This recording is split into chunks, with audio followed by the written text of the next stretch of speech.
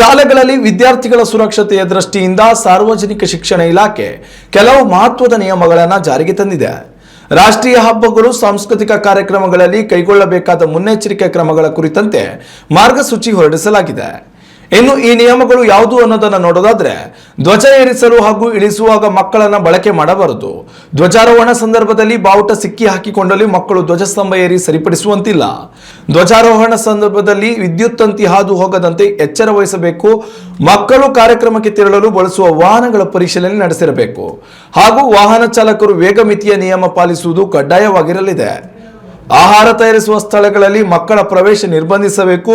Gas ಒಲೆಗಳನ್ನು ಪರಿಶೀಲಿಸಿ ಬಳಿಕ ಅಡುಗೆಗೆ ಬಳಸಿಕೊಳ್ಳಬೇಕು. ಮಕ್ಕಳು ಕುಳಿತುಕೊಳ್ಳುವ ಸ್ಥಳಗಳಲ್ಲಿ ಯಾವುದೇ ರೀತಿಯ ವಿದ್ಯುತ್ ಸಂಪರ್ಕ ಇರದಂತೆ ನೋಡಿಕೊಳ್ಳಬೇಕು.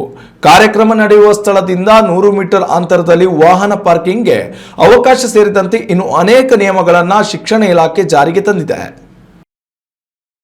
ಉತ್ತಮ ಸಂಸ್ಕಾರಯುತ ಶಿಕ್ಷಣದೊಂದಿಗೆ VSS English medium CBSE school Udupi Muddur.